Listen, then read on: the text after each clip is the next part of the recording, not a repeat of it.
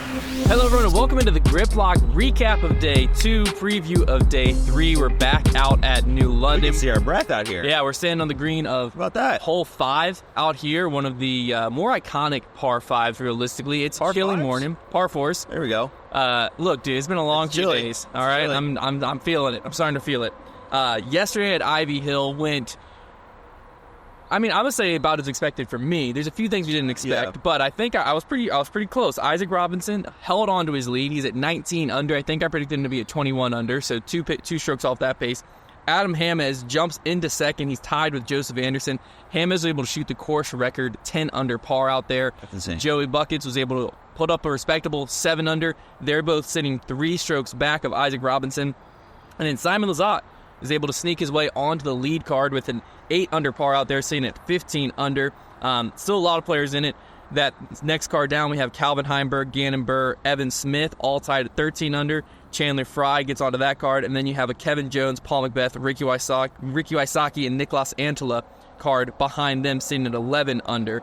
As things played out at Ivy, one thing that was fascinating, I actually have the course notes from Edwin here, is that Ivy played 1.3 strokes to par harder than New London, and Ivy Hill had a 552 OB strokes, an average 5.3 OB per player. That is insane. Out there. Yeah, that's a lot. Versus New London, 285 OB strokes at average of 2.7. Obviously, Ivy Hill has a lot more OB, but 5.3 average OB strokes per player is crazy. Well, to be fair, when you're playing a hole such as the wonderful and eloquent hole 6, you're going to go OB just about every time you play it because it's almost impossible to land in bounds. So when you're throwing holes like that at people, that's going to happen. You also have multiple very steep greens that had a chance. I saw Gannon roll away twice out of bounds yesterday. Now, to be fair, he missed the putts low into the cage, so it's not like it was just bad luck. But lots of opportunity to go out of bounds. I think there were also still a few shots that players were figuring out. For instance, I noticed on hole 14,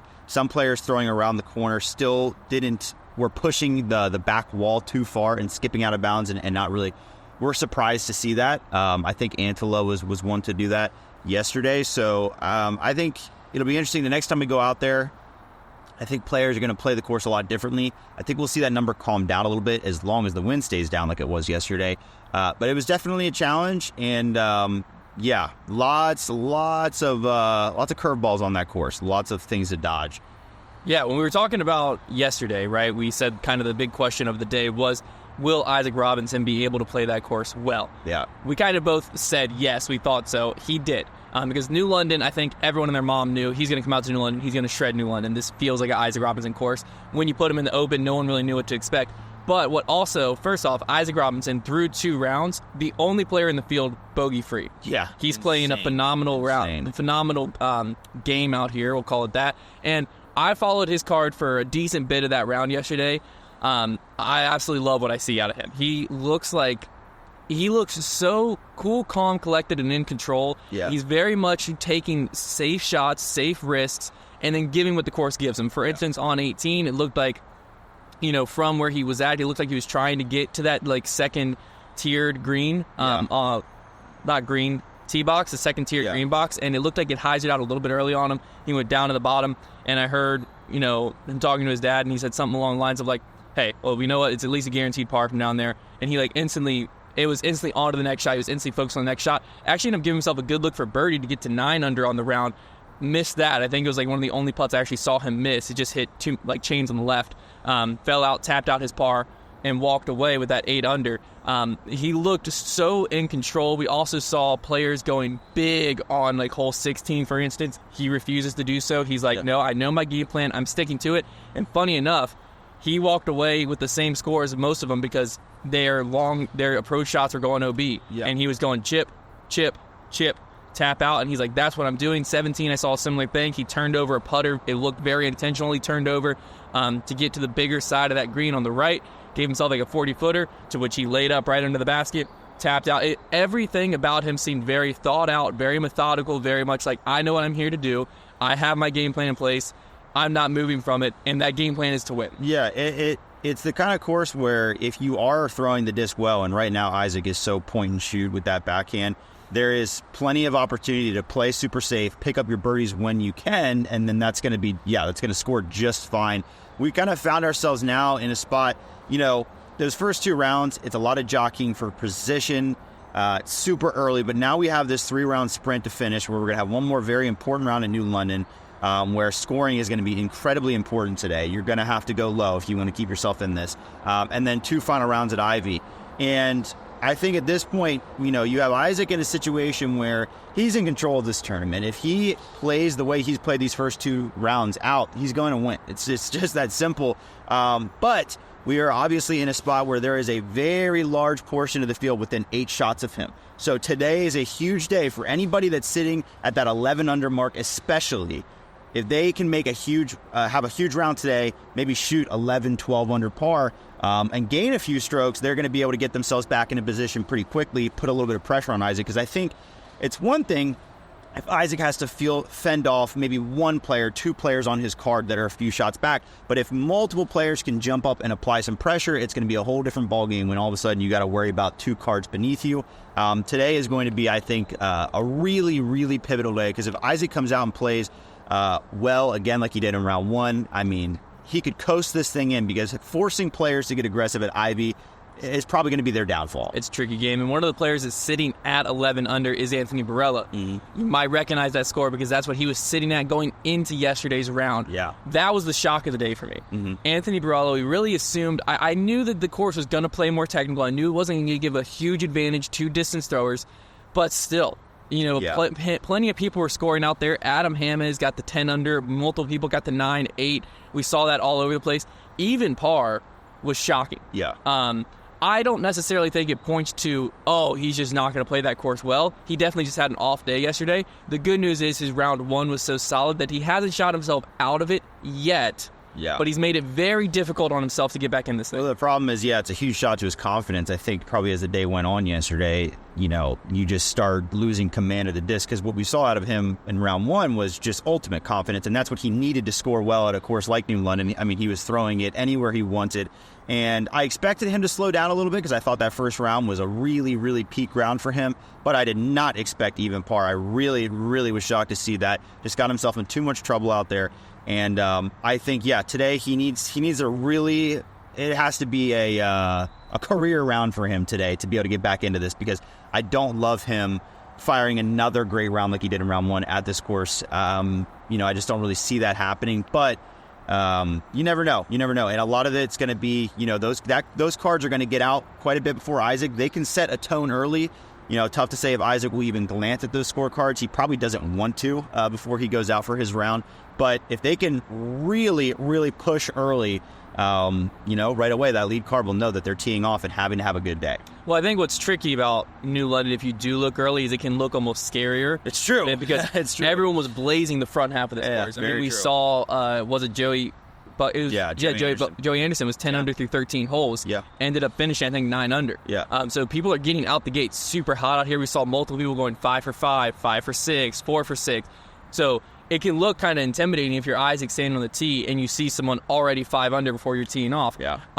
In my opinion, I'm a big look at the score guy. I'm not looking at the score until I'm on the back 9. I want to see, okay, I've played my front 9. I've done a lot of my scoring. Where do I need to adjust on the back 9? But also, there's 3 rounds of golf left. He might be... Still time. He seems very much like he has his game plan. He knows what he's scoring.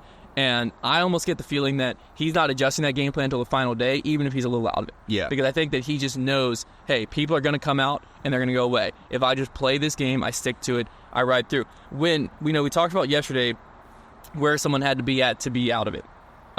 Today, going into today, 3 rounds of golf left. It's 11 under. I'm saying 11 under, mainly because of all the players at it. The only one that made me tempted is Chris Dickerson sitting at 10 under. But realistically, at that 11 under mark alone, you have AB, Nicklaus, Ricky, Paul, Kevin Jones snuck in there. You still have to get ahead of Gannon Burr at 13, Calvin Heimberg at 13, Simon at 15, and then, the rest of the top 3 that we talked about earlier. There's just too many good players squished in there that 11 under is the mark for me of okay, 3 rounds to go, 8 strokes back, 11 unders in it.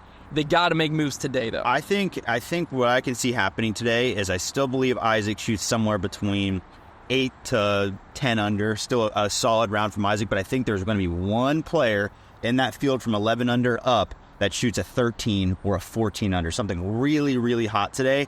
And depending on who that player is, we could see somebody almost tied for the lead, if that's a Calvin or a Simon or a Gannon, or if it's one of those 11 under players, maybe they're just really up there pressing. But I definitely think that somebody in that group could shoot very hot. I think we saw signs of that in round one, like you mentioned, players coming out really hot, just not really being able to close it down. But I think after getting a round under their belt here, I really think that somebody's going to shred it today. Now, as you look at the leaderboard, now after day 2, what are your predictions?